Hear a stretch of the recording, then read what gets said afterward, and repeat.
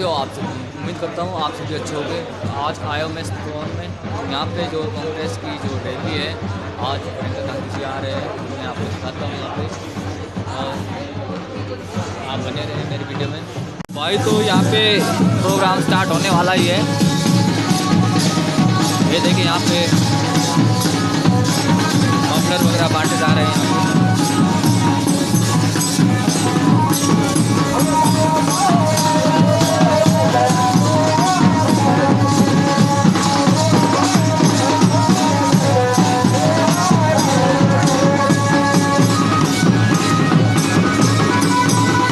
Police प्रशासन भी यहाँ पे भारी मात्रा में मौजूद है। सीआरपीएफ के नौजवान भी यहाँ पे मौजूद है।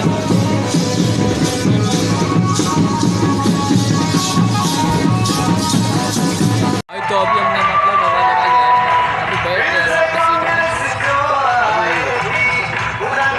लोगों का आने का और तो यहाँ पे देखिए महिलाएं भी काफ़ी मात्रा में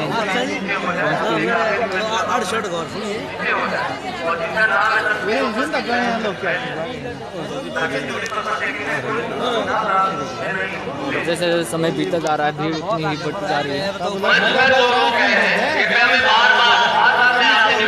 आपको सारी कुर्सियाँ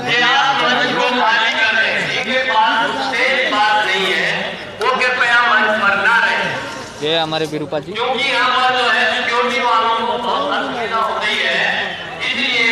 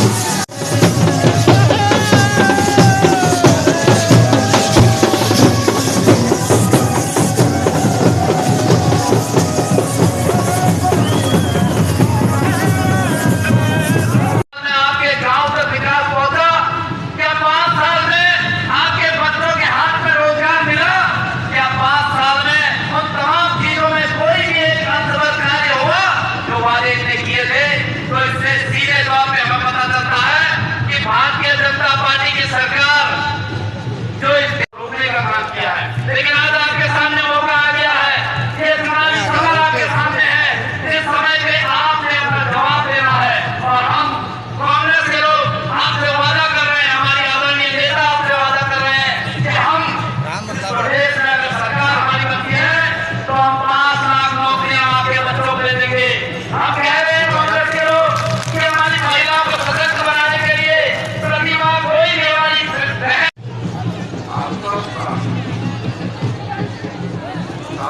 पूरा भर चुका है, फिर भी लोग देखिए वहाँ से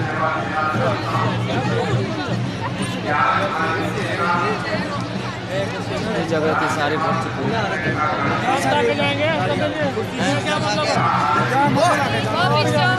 यहाँ पर किया, और वो भी जो हाटी के त्रासगिरी के लोगों की जो मांग थी, हम इसके खिलाफ नहीं थे, लेकिन हमारा जो मांग थी वो क्षेत्र को जनजाति घोषित करने की थी, ना कि किसी जाति विशेष को जनजाति घोषित करने की थी।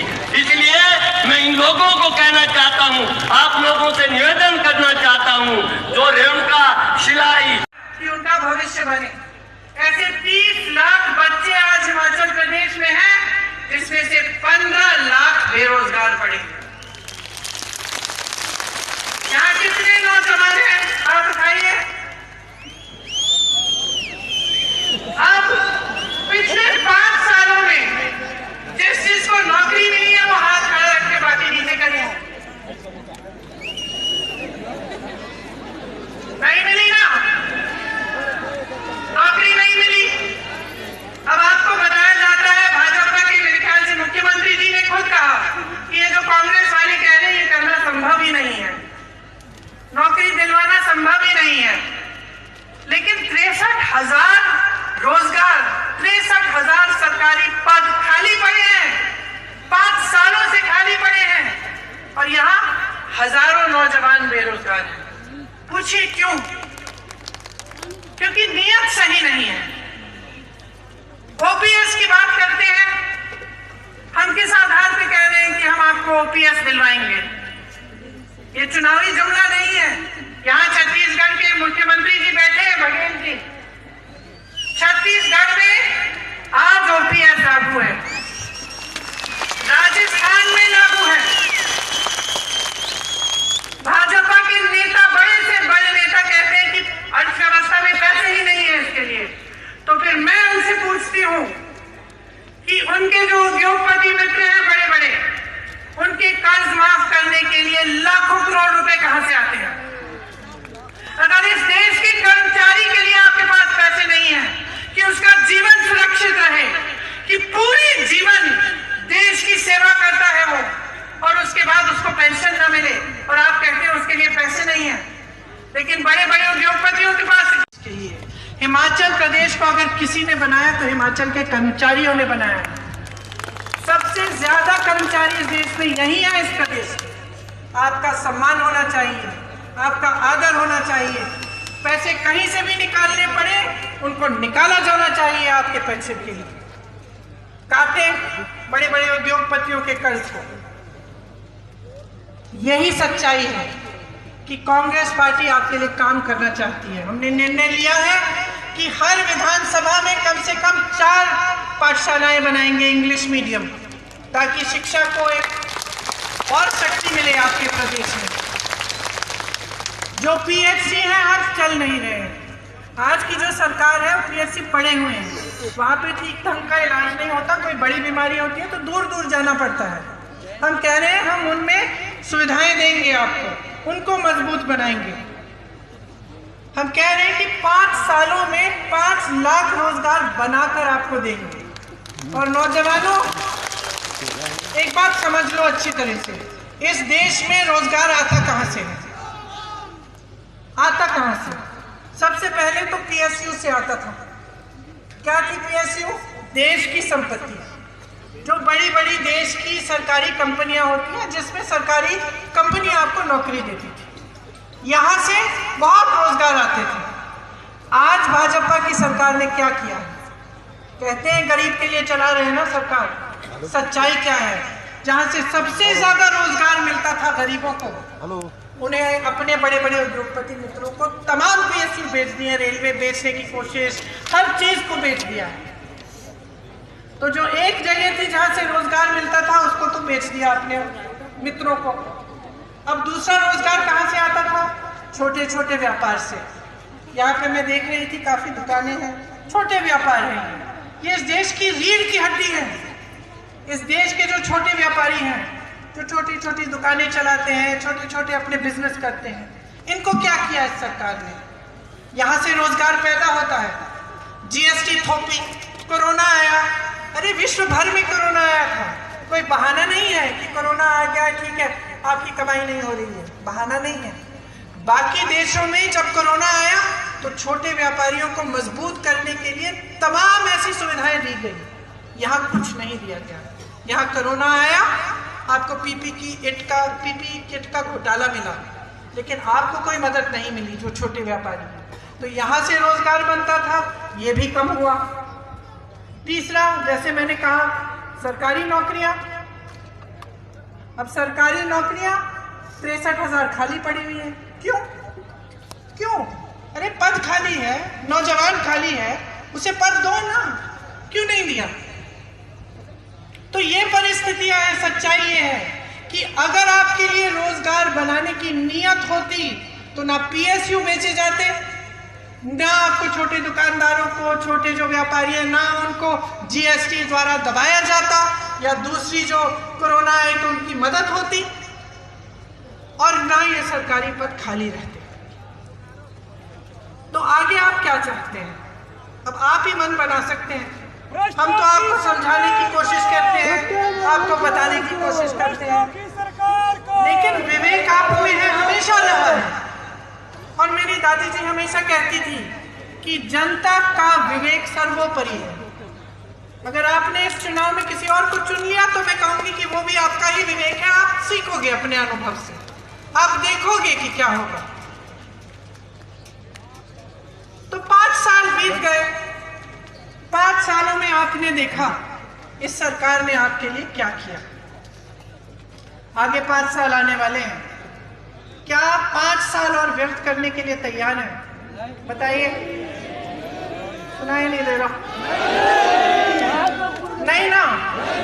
आज जो आपका बच्चा 20 साल का है, क्या 25 साल तक इंतजार करेगा कि उसको अभी नौकरी मिलनी चाहिए? जिसको आज पेंशन देना चाहिए, क्या वो 5 साल इंतजार करेगा?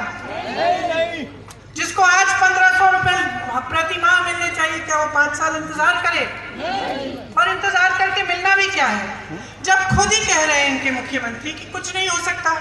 कह रहे हैं कि रोजगार नहीं देगी, कांग्रेस पार्टी कह रही है रोजगार देगी, हो नहीं सकता। कांग्रेस पार्टी कह रही है पेंशन देगी, हो नहीं सकता। कांग्रेस पार्टी कह रही है कि महिलाओं को प्रति माह 1500 दे, हो नहीं सकता। तो भाई हो नहीं सकता तो तुम मुख्यमंत्री क्यों बनना चाहते हो? तो जयराम जी नया मुख्यमंत्री चुनो। अब देखिए कि मंच पे खड़े होकर आपको बताया जाता है कि आप अगर दवाई बदलेंगे तो आपका इलाज नहीं होगा, जैसे कि पूरा हिमाचल प्रदेश एक मरीज है। क्या मतलब है इसका? क्या मतलब है? फिजूल की बातें हैं। आप कहिए कि आपने 5 सालों में किया क्या? अगर किया है तो उस आधार पर जरूर वोट दीजिए, लेकिन किया ही नहीं ना, इसलिए ऐसी बातें हो रही है मंच पर। तो आप सब कुछ समझते हैं, मैं जानती हूं। आप अच्छी तरह से नेताओं की नीयत पहचानते हैं। आप अच्छी तरह से जानते हैं कि जो नेता हम लोगों को भ्रष्ट कहते हैं, उन्होंने PPE किट के घोटाले किए, उन्होंने पुलिस भर्ती के घोटाले किए, उन्होंने शिक्षक भर्ती के घोटाले किए। आप जानते हैं अच्छी तरह से।